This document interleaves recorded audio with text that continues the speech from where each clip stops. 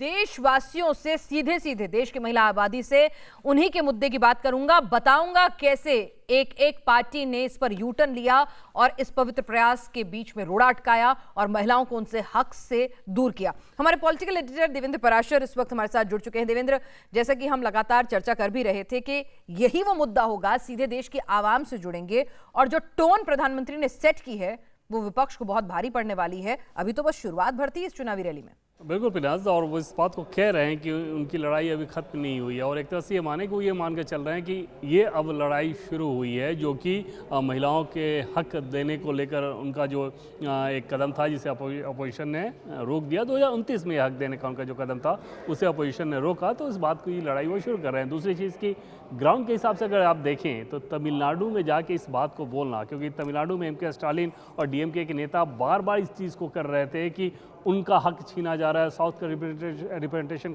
कम किया जा रहा है, इस लिहाज से ये डिलिमिटेशन को लेकर आया जा रहा है महिला आरक्षण के बिल के पीछे। तो वहाँ पर पीएम ने उस नैरेटिव को सीधे सीधे काउंटर किया कि झूठ और भ्रम फैलाया जा रहा है और महिलाओं का हक मार दिया गया। और इस बार के चुनाव में भी अगर देखें तो डीएमके की एक वहाँ पे योजना चलती है, क्लैगनार योजना, जिसमें महिलाओं को सहायता धनराशि दी जाती है, तकरीबन 1000 रुपये हर महिला को दिया जाता है। तो उस कंडीशन में डीएमके की सरकार ने, एम.के. स्टालिन ने एक वोट बैंक क्रिएट करने की कोशिश की, उन महिलाओं को भी ये संदेश कि हम तो आपको एक्टिव पार्टिसिपेशन महिलाओं का ये चाह रहे हैं, विधानमंडल हो या फिर संसद हो, वहाँ पर 33% रिजर्वेशन देके, लेकिन डीएमके ने उसे नहीं होने दिया और इस नैरेटिव को पीएम ने अब छोड़ा है और ये लगातार बहुत एग्रेसिवली आगे बढ़ाया जाएगा। दूसरी चीज़ आप देखें कि छोटी छोटी चीज़ें पीएम जो परसेप्शन और नैरेटिव वाली होती है उसे पकड़ते हैं। डीएमके के लोग बार बार प्रोटेस्ट में, इस महिला बिल को लेकर प्रोटेस्ट में काले रंग के कपड़ों का इस्तेमाल करते थे। संसद में भी होते ब्लैक ड्रेस में, तमिलनाडु में भी आपने देखा होगा।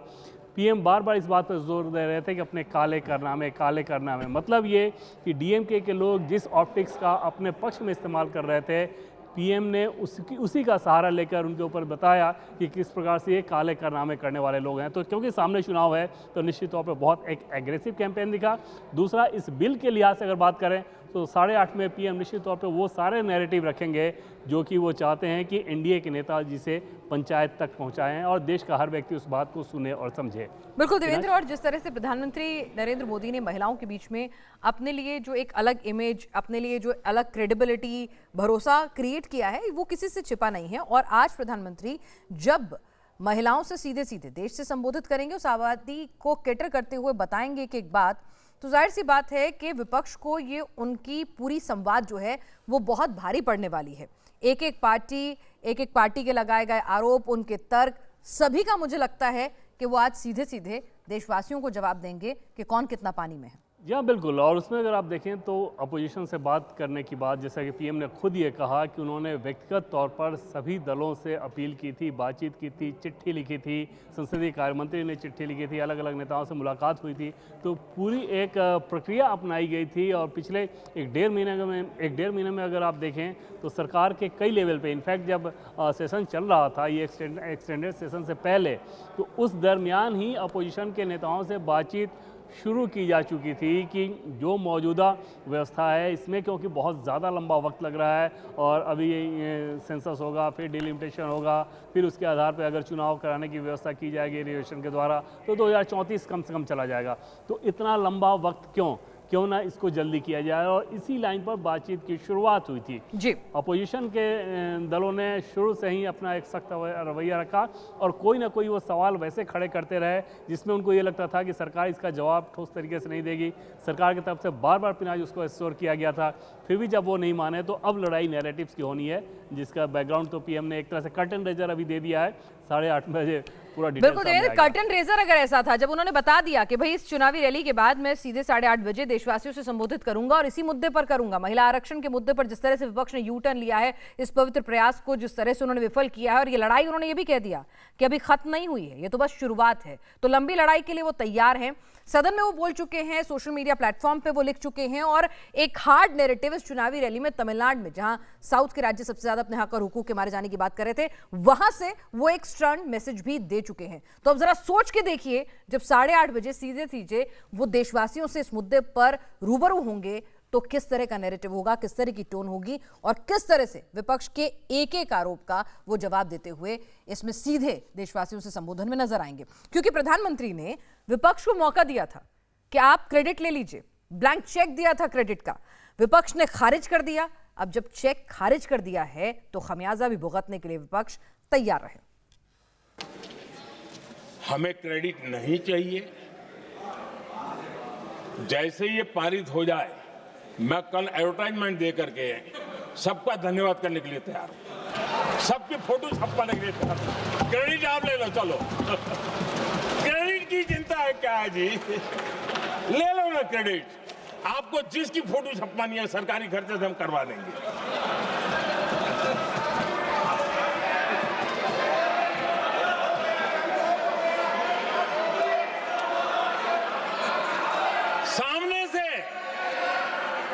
सामने से क्रेडिट का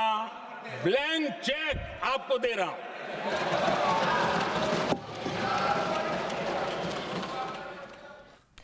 देवेंद्र पराशर हमारे पॉलिटिकल एडिटर लगातार हमारे साथ जुड़े हुए हैं। देवेंद्र, टोन तो प्रधानमंत्री की इस चुनावी रैली में बता रही है कि ये बिल उनके बहुत करीब था दिल के, और जैसा आपने भी मुझे जानकारी दी कि पर्दे के पीछे, ऑल पार्टी मीट तो फोटो अप होता है, पर्दे के पीछे बहुत सतत प्रयास हुए थे विपक्ष को सेम पेज पे लाने के। प्रधानमंत्री ने खुद भी पर्सनली इसमें इन्वॉल्वमेंट की थी, ब्लैंक चेक दिया था, क्रेडिट भी दिया था, विज्ञापन भी छपवा रहे थे। लेकिन अब जब विपक्ष ने सब कुछ खारिज करके विक्ट्री साइन दिखा के सरकार की हार बताई थी, तो आज इस हार को अपने संबोधन में जीत में बदलते हुए नजर आएंगे प्रधानमंत्री मोदी। निश्चित तौर पर फिलहाल इसमें कोई दो राय नहीं कि सरकार ने अपनी तरफ से पूरी कोशिश की और वो हर चीज़ करने की कोशिश की जिससे अपोजिशन इस बिल को लेकर सहमत हो जाए, क्योंकि समझा जा सकता है कि जब 2/3 मेजॉरिटी की ज़रूरत है, स्पेशल बहुमत की ज़रूरत है, तो सरकार के लिए कितना ज़रूरी था। अपोजिशन ने उन सारी चीज़ों को दरकिनार किया, तो अब उस कंडीशन में असल चीज़ है कि जनता का दबाव बने। और ये मसला सिर्फ इस बात का नहीं है कि अपोजिशन को एक्सपोज करना है, जब बल्कि पीएम की रणनीति ये है कि फिर जनता का दबाव इतना ज़्यादा बने, महिलाओं का दबाव, ख़ासतौर पे मातृशक्ति का दबाव इतना ज़्यादा अपोजिशन पे बने कि आगे जब सत्ता पक्ष के द्वारा ये कोशिश की जाए तो उस पर वो सहमत हो जाए आसानी से। और उसी दबाव के तहत ये एक पूरा लगभग कैंपेन चलेगा। अगले 10 से 15 दिन आप देखेंगी कि कल जब बैठक हुई थी तो दिन में जब ये समझ में आ गया सरकार के तमाम कोशिशों के बावजूद, जब अपोजिशन ने खासतौर पे कांग्रेस पार्टी, डीएमके, टीएमसी और समाजवादी पार्टी, इनके नेताओं ने दो टूक शब्दों में मना कर दिया कि वो तो इन तीनों बिलों के खिलाफ वोट करेंगे, तो उसके बाद उसी समय से सरकार फिर अब इसमें लग गई कि अब इस पर जनमत के द्वारा कैसे विपक्ष के ऊपर दबाव बनाया जाएगा। जैसे रात में आपने देखा होगा और उस बात को लेकर कुछ चर्चा भी चल रही थी सोशल मीडिया पे कि ऐसा कैसे कि बिल गिरा, उसके थोड़ी देर के अंदर ही प्लेकार्ड लेके एनडीए की महिला सांसद वहाँ पे प्रोटेस्ट कर रही थी। वो इस वजह से कि सरकार के जो फ्लोर मैनेजर्स थे वो लगातार अपोजिशन को रीच आउट कर रहे थे। जब उन्होंने मना कर दिया तब सत्ता पक्ष ने अपनी आगे की रणनीति अख्तियार करनी शुरू की। दिन में काफ़ी लंबी बैठक हुई थी, गृहमंत्री अमित शाह उसमें मौजूद थे, पीयूष गोयल, अश्वनी वैष्णव, शिवराज सिंह चौहान, इस तरह के नेताओं का एक पूरा समूह था और उस समूह में इन सारी चीज़ों पर चर्चा हुई। उसके बाद कल रात बीजेपी के राष्ट्रीय अध्यक्ष नितिन नवीन ने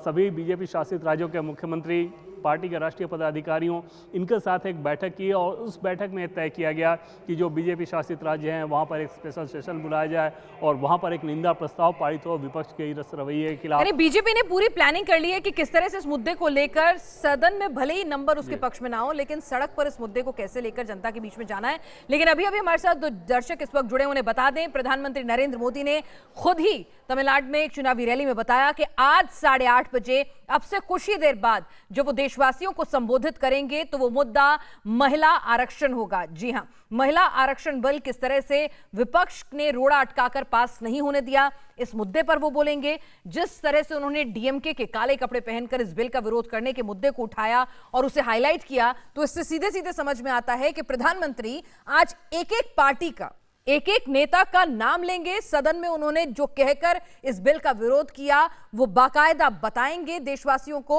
और उसके साथ ही इस बिल के बारे में देशवासियों से रूबरू होंगे, क्योंकि इससे पहले प्रधानमंत्री इस बिल पर बहुत कुछ बोल चुके थे। तो यहां से लड़ाई जो है वो एक एक पार्टी, एक एक नेता, उनकी आइडियोलॉजी स्पेसिफिक होगी और उसकी पोल एक तरह से यहाँ पे जिसे कहें कि अपने हिसाब से वो खोल के रखेंगे सबके सामने कि उनका स्टैंड क्या था, कहां से यूटर्न लिया, कहां से महिलाओं को धोखा दिया। देवेंद्र, क्योंकि डीएमके का नाम लेके उन्होंने बता दिया कि अब वो एक एक पार्टी का नाम लेके अंदर जाएंगे इस जी हाँ, संबोधन में। और जब बिल पर पीएम बोल रहे थे तो वो इस बिल को लेकर, बिल के बारे में जो पहले अपोजिशन का रवैया रहा है, उन सारी चीज़ों पर आईना दिखाने के बजाय वो ज़्यादातर एक तरह से अपील कर रहे थे अपोजिशन के नेताओं से, और उनको ये समझा रहे थे कि क्यों आपको इस बिल के साथ होना चाहिए। मातृशक्ति का सशक्तिकरण वो एक वजह, दूसरी चीज़ की पॉलिटिकल चश्मे से अपोजिशन इसको देखेगा तो उसमें भी वो तर्क देकर समझा रहे थे कि 2023 में सबकी सहमति से जब ये पास हुआ तो उसमें किसी को 2024 के चुनाव में फ़ायदा नहीं हुआ। अगर आप एक बार फिर से सबकी सहमति से, सर्वसम्मति से इसे मंजूरी देंगे तो उस कंडीशन में किसी को इसका कोई पॉलिटिकल माइलेज नहीं मिलेगा, और अगर क्रेडिट चाहिए ही तो मैं अपोजिशन को पूरा क्रेडिट देने को तैयार हूँ। उसमें उन्होंने तमाम बातें कही कि सरकारी खर्चे से विज्ञापन तक दिलवाऊंगा। उसके अलावा उन्होंने ये भी चेताया कि अगर पहले भी जिन दलों ने इसका विरोध किया है, महिलाओं की नाराज़गी का उन्हें सामना करना पड़ा है, और एक बार फिर से अगर अपोजिशन ने ऐसा किया तो महिलाएं उन्हें माफ़ नहीं करेंगी, उसका खामियाजा उन्हें भुगतना पड़ेगा। तो एक तरह से अपील की समर्थन के लिए, चेतावनी भी दी कि अगर आप ऐसा नहीं करेंगे तो ये आपके ऊपर बहुत भारी पड़ेगा। अब जब उन्होंने ऐसा नहीं किया तो वो भारी पड़ने की जो प्रक्रिया है और उसके लिए जो जनमत होना चाहिए वो पीएम मोदी करते नजर आ रहे हैं, और जिसके बारे में अभी उन्होंने थोड़ा सा बोला और 8:30 बजे बहुत डिटेल से बोलेंगे। और आज ट्रेलर उन्होंने दिखा दिया, पिक्चर अभी बाकी है। और उन्होंने जिस तरह से आज जब वो अपने मंत्रियों से मुखातिब हो रहे थे तब भी उन्होंने कहा था कि सदन में भले ही नंबर आ रहे हैं लेकिन सड़क तक इस लड़ाई को लेकर जाना है, हथियार नहीं डालने हैं। और विपक्ष ने किस तरह से इस बिल को पास होने से रोका है, जनमानस तक पहुंचाना है, उसके लिए बीजेपी ने पूरी स्ट्रैटेजी भी तैयार कर ली। और प्रधानमंत्री ने आज किस टोन में वो बात करेंगे, कितने अग्रेसिवली वो अपनी बात रखेंगे, क्या कुछ कहेंगे, ये जो पूरा का पूरा महिला आरक्षण जो बिल जो पास हो चुका था वो क्यों नहीं एग्जीक्यूट हो पाया, क्यों संशोधन प्रस्ताव खारिज कर दिया विपक्ष ने, उसके बारे में डिटेल में बताएंगे। उन्होंने बताया कि डीएमके किस तरह से काले कपड़े पहनकर अपने काले कारनामों को छिपाती है, महिलाओं के लिए किस तरह से वो हमेशा उनके विपक्ष में खड़ी रहती है। तो तमिलनाडु की जमीन पर जहां सबसे ज्यादा हाय तौबा मची हुई थी, यहां तक कि नॉर्थ के स्टेट भी बार बार यही कह रही थी, नॉर्थ की जो पार्टियां थी कि भाई आप साउथ का रिप्रेजेंटेशन कम हो जाएगा। तो दक्षिण भारत के स्टेट में खड़े होकर उन्होंने वहां पर डीएमके को घेरा है। तो यहां से टोन सेट हो गई है कि प्रधानमंत्री नरेंद्र मोदी, उन्होंने खुद ही बताया कि 8:30 बजे जो संबोधन होगा देशवासियों के नाम वो आधी आबादी को ध्यान में रखकर होगा। नारी शक्ति वंदन बिल जो एग्जीक्यूट नहीं हो पाया संविधान संशोधन प्रस्ताव के गिर जाने से, तो कहीं ना कहीं उसकी वजह क्या रही, कौन कौन सी पार्टी उसके लिए जिम्मेदार है, किन पार्टियों ने यू टर्न लिया, तो एक तरह से पूरा हर पार्टी को आईना दिखाया जाएगा। पहले प्रधानमंत्री सदन के पटल पर, सभी लोग कह रहे थे कि भाई सदन के पटल पर बोल चुके हैं, सोशल मीडिया में लिख चुके हैं, तो अब क्या बोलेंगे, अगर रात को 8:30 बजे बोलेंगे तो अब क्या बोलेंगे। देवेंद्र, यहां पर अब टोन बदली होगी,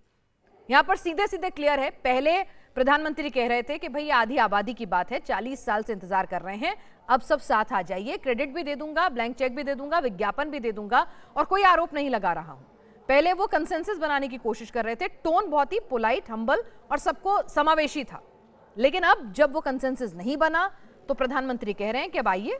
अब मैं नैरेटिव सेट करता हूं, अब देश को बताता हूं, महिलाओं को बताता हूं किसने कहां से, चाहे वो फिर टीएमसी हो, फिर चाहे वो समाजवादी पार्टी हो, कांग्रेस हो, डीएमके हो, हर पार्टी ने कहां कहां कैसे यू टर्न लिया। अब मैं खोलकर देश के आवाम को बताऊंगा कि मेरी कोशिश पूरी थी, इन्होंने पास नहीं होने दिया। बिल्कुल, और पहले तो उन्होंने एक तरह से अपील ही की, जैसा कि पहले मैं कह रहा था कि बिल के बारे में भी ज़्यादा बातें गृहमंत्री अमित शाह ने की, और पीएम ने ये बोला भी था अपने संबोधन में कि डिटेल गृहमंत्री अमित शाह बताएंगे कि इस बिल में क्या क्या चीज़ें हैं जिसको लेकर अपोजिशन चिंताएं जता रहा है। तो और पीएम अपनी तरफ से लगातार अपील करते रहे, लेकिन अब जबकि वो मामला ख़त्म हो चुका है तो उस कंडीशन में अपोजिशन के स्टैंड की धज्जियाँ उड़ाने वाला टोन, उस तरह का टोन रहेगा पीएम का। और ये मैं इस लिहाज से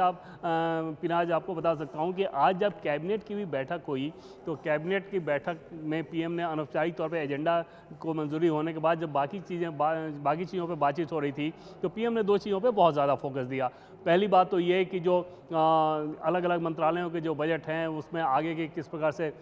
काम करना है, किस प्रकार से आपको प्लान बनाना है, क्या क्या चीज़ें होनी हैं, इन सारी बातों को लेकर पीएम ने बहुत विस्तार से बताया। वो इस लिहाज से बहुत महत्वपूर्ण है कि हम सभी जानते हैं कि अभी पश्चिम एशिया में किस प्रकार से वॉर का एक क्राइसिस चल रहा है और उसका असर हमारी इकॉनमी पे ज़्यादा ना पड़े, कैसे हम उसको काउंटर कर सकें, उसके लिए जो 7 से 8 प्रमुख सेक्टर हैं जो कि वॉर से सीधे सीधे प्रभावित हो सकते हैं, उनके लिए एक अलग प्लान बनाया गया है। तो इन सारी चीज़ों पर विस्तार से बातचीत हुई जिससे अपनी इकॉनमी जो है उसको आगे और और मजबूती की दिशा में लेकर जा सकें। दूसरी चीज़ पे जब उन्होंने बातचीत शुरू की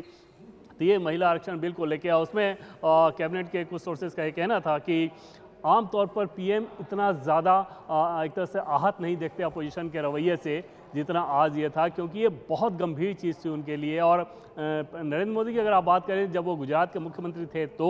देश के प्रधानमंत्री हैं, तो वुमेन एम्पावरमेंट ये उनके सबसे करीबी विषयों में से एक रहा है। उनके अपने शासन की तमाम नीतियाँ ऐसी देखेंगी और शुरू से देखेंगी कि इस दिशा में उन्होंने बहुत काम किया है कि कैसे या तो कोई बहुत अत्यंत पिछड़ा हुआ तबका, ऐसा तबका जिसके बारे में कोई सुध जिसकी नहीं लेता, उसको लेके वो बहुत संवेदनशील रहते हैं। दूसरा, वुमेन एम्पावरमेंट को लेके वो बहुत ज़्यादा संवेदनशील रहते हैं। और इतने महत्वपूर्ण बिल को इतनी सारी कोशिशों के बावजूद अपोजिशन ने बिना किसी मुद्दे के आधार पर अगर गिरा दिया तो निश्चित तौर पे इस बात को लेकर वो हाथ है। और वो टोन, वो टेनर ये 8:30 बजे के स्पीच में नजर आएगा जब अपोजिशन के स्टैंड की ओर धज्जियां उड़ाएंगे। तो यानी ये क्लियर है कि प्रधानमंत्री आज 8:30 बजे महिला आरक्षण के मुद्दे पर ही बोलेंगे और इस बार न बड़ा दिल होगा, न क्रेडिट दिया जाएगा, बल्कि सीधे सीधे टोन क्या होगा, किस तरह से एक एक पार्टी को वो आईना दिखाएंगे, क्या कुछ किया इतिहास के पन्नों से लेकर जो कल सदन के भीतर किसने क्या बोला, कैसे बोला। आज डीएमके को जो चुनावी रैली में उन्होंने जिस तरह से वहीं पर उसी जमीन पर खड़े होकर सबसे ज्यादा हाय तौबा साउथ के स्टेट के रिप्रेजेंटेशन की थी डिलिमिटेशन को लेकर, तो वहीं पर आईना दिखाया है। तो यही कमोबेश टोन, जरा सोच लीजिए चुनावी रैली से यही टोन जब वो देशवासियों से संबोधित करेंगे, तो जिस तरह से यहाँ पर देवेंद्र भी कह रहे हैं कि यही टोन आपको ट्रांसफॉर्म होती हुई दिखेगी और एक एक पार्टी का जिसे कहें कि कहाँ यूटर्न लिया, कैसे लिया, बाकायदा नाम लेकर भी हो सकता है कि वो देश के आवाम को बताएं कि देखिए मैंने अपनी तरफ से पूरी कोशिश की थी। 23 में ये बिल पास हुआ था, सबने कंसेंसस बना था, मुझे लगा 2034 तक मामला खिंचेगा, हम आगे उसके लिए कोशिश हमने की, प्रयास हमने किया। किस किस पार्टी ने कहां-कहां जो महिलाओं के हक की बात करते हैं क्या क्या तर्क देकर उसे डिरेल किया है, तो वो सब कुछ आज बताएंगे। आज बड़ा दिल नहीं रखा जाएगा, बिल्कुल स्टर्न तरीके से एक एक पार्टी को आईना दिखाया जाएगा इस मुद्दे के ऊपर। देवेंद्र, बड़ी दिलचस्प बात है, लगभग यही वक्त था 8:30 बजे का और कल विपक्ष के जो तमाम नेता थे बहुत खुश थे, विक्ट्री साइन दिखा रहे थे, हंस रहे थे, बोले हरा दिया, चाहे राहुल गांधी हों, चाहे हम प्रियंका गांधी की बात सुन लें, अखिलेश की बात सुन लें, हर कोई आ रहा था, बड़ा खुश था। लग रहा था कि 12 साल में पहला मौका है जब मोदी सरकार का कोई प्रस्ताव जो है वो विपक्ष गिराने में कामयाब हो गया है। लेकिन देखिए 24 घंटे का वक्त भी नहीं होगा, पूरा नैरेटिव जो है किस तरह से बदल जाएगा। जश्न बहुत जल्दी मना लिया और जश्न मनाना भारी पड़ गया और वो सब्जेक्ट का शायद आम मूड के हिसाब से, आम जनता के मूड के हिसाब से अगर देखें तो सही आकलन नहीं कर पाए, क्योंकि जिस विषय से संबंधित बिल था उस बिल को गिराना और उस पर सेलिब्रेशन करना ये अपने आप में बहुत विचित्र सी बात थी। क्योंकि एक जो डीलिमिटेशन का तर्क दिया जा रहा था, डीलिमिटेशन की बात तो ऑलरेडी 2023 में थी, उस पर ये सहमत हो चुके थे और डीलिमिटेशन होना ही होना है, कोई भी जब सेंसस होगा उसके बाद डीलिमिटेशन होगा। तो इस तरह की चीज़ों पे जाहिर तौर पर जनता को ये बात समझ में आएगी कि आप इसके लिए तो खुश नहीं हैं। आप खुश इस लिहाज से हैं कि आपने वुमेन रिजर्वेशन का बिल जो 2029 में लागू हो रहा था उसको रोक दिया और उसके लिए आप सेलिब्रेट कर रहे हैं। दूसरी चीज़ कि जब बार बार इस बात को कहा जा रहा था कि ना साउदर्न स्टेट का रिप्रेजेंटेशन कम होगा, ना कोई और चीज़ें होंगी, सीटें हम बढ़ा दे रहे हैं, सीट बढ़ाकर ऐसा भी नहीं होगा कि पुरुषों की सीट ली जा रही है, जो मौजूदा सीटें हैं इनफैक्ट जो ओपन सीटें हैं उसको ली जा रही हैं, बल्कि अतिरिक्त सीटें बढ़ा दी रही हैं। तो ये सारी चीज़ें ऑलरेडी बार बार सरकार के द्वारा कहने के बावजूद अगर अपोजिशन ने इस बिल को गिराया तो जनता वो देख रही थी और उसी चीज़ को प्रधानमंत्री के द्वारा भी समझाया जाएगा एक बार फिर से राष्ट्र के नाम कि ये बिल क्यों ज़रूरी था, इस बिल को अभी लाने के पीछे वजह क्या थी, 2023 में जो हुआ और अभी जो किया गया उसके पीछे क्या वजह थी, क्यों ज़रूरी था, और अपोजिशन ने जो इस बिल के साथ किया उसके पीछे उनकी मंशा क्या थी और अब जनता को इसको कैसे देखना चाहिए, खासतौर पे आधी देश की आधी आबादी को इसको कैसे देखना चाहिए। इन सारी बिंदुओं को ही एक तरह से पीएम मोदी अपने स्पीच में पूरी तरह से रेखांकित करेंगे और बार बार हम लोग इस बात को कह रहे हैं कि उसमें अब कोई नरमी नहीं बरती जाएगी। वो सारे फैक्ट्स रखे जाएंगे पीएम के द्वारा जो कि अभी तक पीएम ने सदन में इस लिहाज से नहीं बोला कि बेहतर है कि कोई राजनीतिक कड़वाहट ना आए और बार बार वो मेरा और तुम्हारा और तू मैं वाली पॉलिटिक्स में ये बिल कहीं ना फंस जाए। क्योंकि पीएम से पहले भी आप देखें, नरेंद्र मोदी से पहले भी ये बिल आते रहा और उस समय पास नहीं हुआ था, 2010 में आगे क्यों नहीं पास हुआ। तो वो उस सारे बैकग्राउंड के बाद उन सारे अनुभवों से सीख लेते हुए पीएम ने एक कोशिश की कि 2023 में इसको मंजूरी दिला दी जाए और वो मंजूरी मिली। उस मंजूरी में भी अगर आप देखें तो ऐसा नहीं था कि अपोजिशन ने कोई बहुत बड़ा दिल दिखाते हुए उस काम को किया था। अपोजिशन को ये पता था कि लोकसभा में तो वैसे भी एनडीए के पास अपने दम पर बहुमत है, तो वो पास करा ही लेंगे। बस कुछ नंबर्स की कमी थी जो बहुत आसानी से पूरी हो जाती। 2024 में लोकसभा का चुनाव होना था और वहां पर अपोजिशन के दल ये खतरा नहीं उठा सकते थे कि देश की आधी आबादी को मैसेज दें कि प्रधानमंत्री ने कोई काम करने की कोशिश की महिला एम्पावरमेंट के लिहाज से और आपने उसे रोक दिया।